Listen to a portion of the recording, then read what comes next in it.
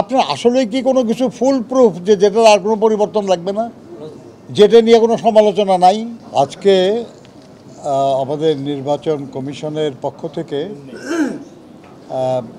আমাদেরকে দাওয়াত করা হয়েছিল একটা সেমিনারে অংশগ্রহণ করার জন্য। আর কাদেরকে দাওয়াত করা হয়েছে এটা আমাদের জানা ছিল না, কারণ আমাদের যেমন দাওয়াত করা হয়েছে তেমনি অন্যদেরকেও দাওয়াত করা হয়েছে। কাজেই কাকে দাওয়াত করেছে আর কাকে করে নাই এটা আমাদের জানা নাই। এখানে নির্বাচন কমিশনের পক্ষ থেকে প্রবাসীদের বাংলাদেশের জাতীয় সংসদ নির্বাচনে অংশগ্রহণ করার বিষয়ে যে প্রক্রিয়া অনুসরণ করা সম্ভব সে সম্পর্কে 3টি ধারণাপত্র তারা উপস্থাপন করেছেন। একটি ঢাকা বিশ্ববিদ্যালয়ের একজন প্রতিনিধি, একটি বুয়েটের একজন প্রতিনিধি, আর একটি MISTর প্রতিনিধি। আপনারা তো একটু আগে বলছিলেন যে এগুলোর বিষয়গুলি কি। আমরা শুনেছি এবং বিভিন্ন রাজনৈতিক দল তাদের অবস্থান ব্যক্ত করেছেন। আমরা তাদেরকে বলেছি যে যা আপনারা এখানে প্রেজেন্ট করেছেন এগুলো আমরা শুনলাম, আমরা আমাদের দলে এই নিয়ে আলোচনা করে আমাদের দলের অবস্থান আপনাদেরকে আমরা জানাব। তবে 2014 সালের নির্বাচনেরও আগে, যেটা নির্বাচন হয় নাই আসলে, তারও আগে এই নির্বাচন কমিশন RPO সংশোধনের একটা উদ্যোগ নিয়েছিল। তখন আমরা বিএনপির পক্ষ থেকে যে প্রস্তাবগুলি করেছিলাম, যেটা নিয়ে দেশনেত্রী বেগম খালেদা জিয়ার নেতৃত্বে আমরা নির্বাচন কমিশনে এসেছিলাম, সেখানেও আমরা প্রবাসী বাংলাদেশিদের জন্য ভোটের অধিকার আমরা দাবি করেছি। এরপরে 2016 সালে বিএনপির চেয়ারপারসন দেশনেত্রী বেগম খালেদা জিয়া যে ভিশন 2030 ঘোষণা করেছিলেন, সেখানেও প্রবাসী বাংলাদেশিদের ভোটের অধিকার দেওয়ার কথা বলা হয়েছে। 2022 সালে 23 সালে বিএনপির পক্ষ থেকে 27 দফার রাষ্ট্র সংস্কার বা রাষ্ট্র কাঠামো মেরামতের রূপরেখা আমরা একটা ঘোষণা করেছিলাম। সেখানেও প্রবাসী বাংলাদেশিদের জাতীয় সংসদ নির্বাচনে যাতে ভোট দিতে পারে সেই ব্যাপারে আমরা প্রস্তাব করেছি, দাবি করেছি। এরপরে আমাদের যুগপৎ আন্দোলনে রত যেসব রাজনৈতিক দল সবাইকে সম্পৃক্ত করে তাদের সবার সম্মতি নিয়ে 2023 সালের জুলাই মাসে আমরা যে 31 দফা রাষ্ট্র কাঠামো মেরামতের রূপরেখা ঘোষণা করলাম, সেখানেও প্রবাসী শ্রমিকদের, প্রবাসী বাংলাদেশিদের বাংলাদেশের নির্বাচনে অংশগ্রহণ করার অধিকার আমরা দাবি করেছি।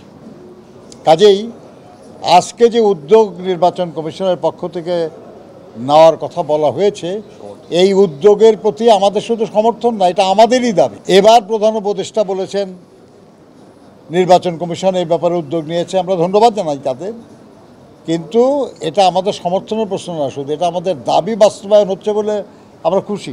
এখন কি প্রক্রিয়ায় এই ভোট গ্রহণটা সবচেয়ে উত্তম হবে, সবচেয়ে কার্যকর হবে, সবচেয়ে বেশি প্রবাসী নির্বিঘ্ন অংশ দিতে পারবে এবং তাদের ভোটটা যথাযথভাবে যেমন তারা চান তেমন প্রার্থী পাবেন, এটা নিশ্চিত করার জন্য কিছু পদ্ধতি, কিছু প্রক্রিয়ার বিষয় নিয়ে আলোচনা হয়েছে। আমি আবার বলছি যে এই ব্যাপারে বেশ কিছু ভালো প্রস্তাব এসছে। তার মধ্যে যেই প্রস্তাবটা সবচেয়ে কার্যকর হবে, সবচেয়ে গ্রহণযোগ্য হবে, সবচেয়ে আধুনিক হবে, বাস্তবায়নযোগ্য হবে এবং সবচেয়ে সাশ্রয়ী হবে, কারণ আমরা খুব অর্থবান জাতি না, আমাদের মানুষের কল্যাণের জন্য অনেক কিছু করা আমাদের বাকি। সেটাও আমাদের বিবেচনা করতে হবে যে যে ধরনটা সবচেয়ে সাশ্রয়ী হবে সেরকম ধরনের এবং সহজলভ্য সহজবোধ্য এরকম একটা প্রস্তাব আমরা আমাদের দলের পক্ষ থেকে করব। আমরা তো দলের পক্ষ থেকে এখানে এসেছি, আমরা জানলাম তাদের সব ডকুমেন্ট এগুলো আমরা নিলাম, আমরা আমাদের দলে আলোচনা করে আমাদের দলের পক্ষ থেকে আমরা জানাবো। তারা বলেছেন 15 দিনের মধ্যে, এবং এটাও বলেছেন যদি 15 দিনের মধ্যে না হয় আর একটু বেশি হলেও কোনো অসুবিধা নাই, কিন্তু আমরা মনে করি না যে এত বেশি সময় লাগবে, কারণ আমাদের তো এই নিয়ে কাজ করা আছে কিছু। আপনি এটা দাবির মধ্যে পদ্ধতির উল্লেখ তো থাকে না ভাই। আপনি দাবি করবেন যে আগামী ডিসেম্বরের মধ্যে নির্বাচন চাই, এবং যে নির্বাচনে কারা কারা প্রিজাইডিং অফিসার, পোলিং অফিসার হবে, রিটার্নিং অফিসার সবই বলবেন দাবির মধ্যে। আমরা বলেছি যে প্রবাসী বাংলাদেশিদেরকে জাতীয় সংসদ নির্বাচনে অংশগ্রহণ করার সুযোগ দিতে হবে, ব্যবস্থা করতে হবে। কিভাবে করবে এই নিয়ে আলাপ করলেন তারা কিছু প্রস্তাব করেছেন, 3টা প্রস্তাব। এর মধ্যে কোন প্রস্তাব কিংবা কোন কোন প্রস্তাবের কোন অংশ, তাই না, এটা তো কোনো রিজিড ব্যাপার না আর কি। আমরা আলোচনা করে জানাবো। ধন্যবাদ আপনাদের সবাইকে। আপনি যে কোনো কাজ শুরু করতে গেলে প্রথম দিকে কিছু ত্রুটি বিচ্ছেদ থাকতেই পারে। এটা প্রক্রিয়ার মধ্যে দিয়ে, অনুশীলনের মধ্যে দিয়ে সেটা ত্রুটি দূর হয়। তা আপনি যেটা বললেন আর কি, যে আমাদের দেশের যে বর্তমান নির্বাচন যে প্রক্রিয়া সেটাতেও কিছু ত্রুটি আছে, তাহলে কি নির্বাচন বন্ধ করে দেবো আমরা? প্রবাসীদের অংশগ্রহণের সুযোগ দিতে যে প্রক্রিয়া, সেই প্রক্রিয়ায় যদি কিছু ত্রুটি থাকে সেটা সহজে আমাদেরকে শুরু করতে হবে, যাতে করে অনুশীলনের মধ্য দিয়ে আমরা সেই ত্রুটি দূর করতে পারি, কমাতে পারি। আর একটা জিনিস যেটা, সেটা হলো যে যদি এরকম কিছু নাই থাকবে তাহলে কি এত সংস্কার, এত বিপ্লব ইত্যাদি কথা আমরা কেন বলি?